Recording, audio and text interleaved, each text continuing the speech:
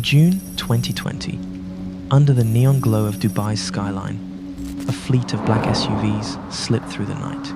Meanwhile, inside the Palazzo Versace Hotel, resting in his $2,000 a night penthouse suite he'd called home for almost 3 years, was the man about to lose everything.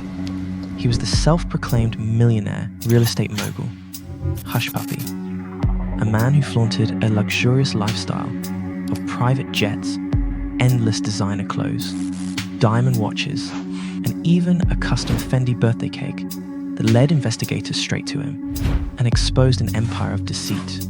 Because every post of the Instagram king was a breadcrumb that led to his downfall. They discovered Hushpuppi wasn't just pretending to be rich. He was the frontman for a global fraud network that scammed businesses out of hundreds of millions of dollars and laundered money for criminals in Los Angeles to hackers in North Korea. This is the shocking story of Hushpuppi, the Instagram fraud lord, and how one birthday cake turned him from king of the internet to prisoner of the FBI.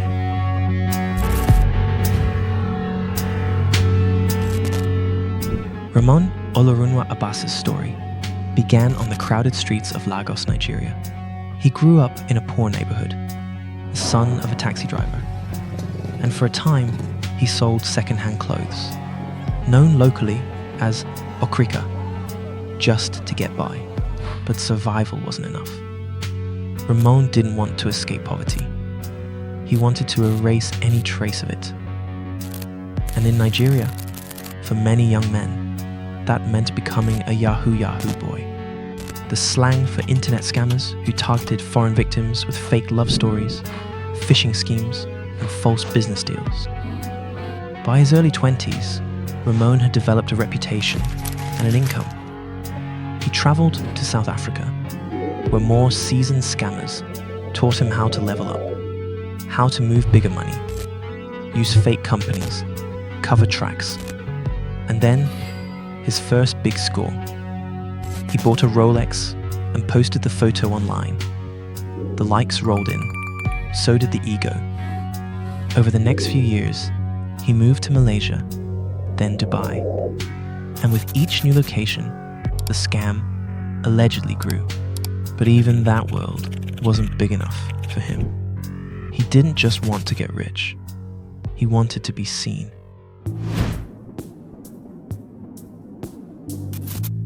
Ray Hushpuppi appeared on Instagram, clean-cut and sharply dressed, always surrounded by wealth.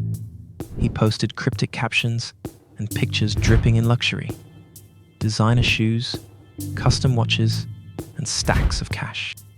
To his growing following, he was a mystery.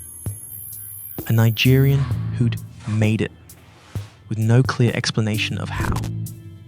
He claimed to be a real estate developer, but there were no developments, no business activity, no paper trail. And yet, his followers didn't seem to care. The lifestyle was convincing enough. He posed beside supercars. He checked into 5-star hotels. Designer brands were tagged in every photo. He flaunted limited edition sneakers, custom diamond watches, and VIP access to Fashion Week. And his captions? They were part motivational quote and part mystery. This channel is brand new. If you're enjoying this story and want to see more deep dives into scams, deception, and power plays like this, a like and a subscribe would really help me out. And make sure you don't miss what's coming next. To the untrained eye, it looked real. The algorithm rewarded him. So did the comments. His followers of young men believed he cracked the code. He became a symbol of Nigerian success, an outlier in a world that offered few real ways out. But what his followers didn't know was that the money behind the pictures wasn't his, and the empire he flaunted wasn't built on real estate. It was a $300 million network of fraud, spanning 3 continents and even reaching North Korea, and it was growing fast.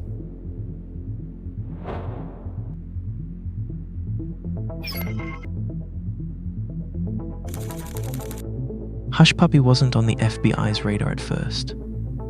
He was just another flashy name on Instagram, living the high life. But in the background, millions were vanishing.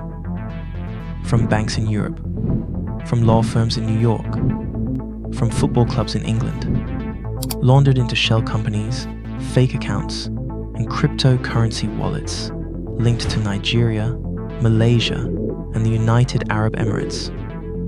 Investigators were chasing a global web of cyber fraud, and one name kept surfacing again and again. In February 2019, Malta's national bank, the Bank of Valletta, was hit by a devastating cyber attack. $14.7 million disappeared in a single day. The attackers? A North Korean-linked hacker group. The cleaner? Hushpuppi.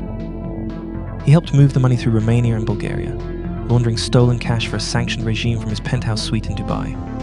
Later that year, Hushpuppi's network set its sights on a Premier League football club. A forged transfer request, nearly £100 million, almost slipped through the cracks. It was caught at the last second. But the accounts, the documentation, the laundering network, all traced back to Hushpuppi. He wasn't just playing along, he was facilitating the game. In October 2019, a New York law firm wired $922,857 to a fake account. Why? Because a fraudster had taken over their email chain. The request looked real. The paperwork was flawless. The recipient? An account controlled by Hushpuppi. This was business email compromise at scale, and he was the one washing the money. And in 2020, a Qatari businessman sought a $15 million loan to build a school. Hushpuppi and his team posed as bankers, attorneys, and consultants, complete with phony websites and forged contracts. They never intended to fund the school. Instead, Hushpuppi promptly spent $230,000 of it on a Richard Mille watch and posted it online. The con had become performance art. For years, Hushpuppi flaunted wealth without consequence. But every post leaves a trace. Every photo, a breadcrumb, even a birthday cake. That custom Fendi cake, the one he proudly posted to celebrate another year of success, was more than just a flex. The date of October 11th matched a visa application filed by Abbas in 2012 and helped investigators track his exact location. Operation Fox Hunt 2 unfolded. Dubai police stormed through the door and put Ramon and his accomplices in handcuffs. Inside Hushpuppi's penthouse, they seized $40 million in cash, dozens of laptops, hard drives and phones, the personal data of 2 million victims worldwide, and 13 luxury cars worth nearly $7 million. Days later, Hushpuppi was extradited to the United States. Federal prosecutors sentenced him to 135 months in federal prison, and he was ordered to pay $922,857 in restitution to the law firm and $809,983 in restitution to the victim in Qatar.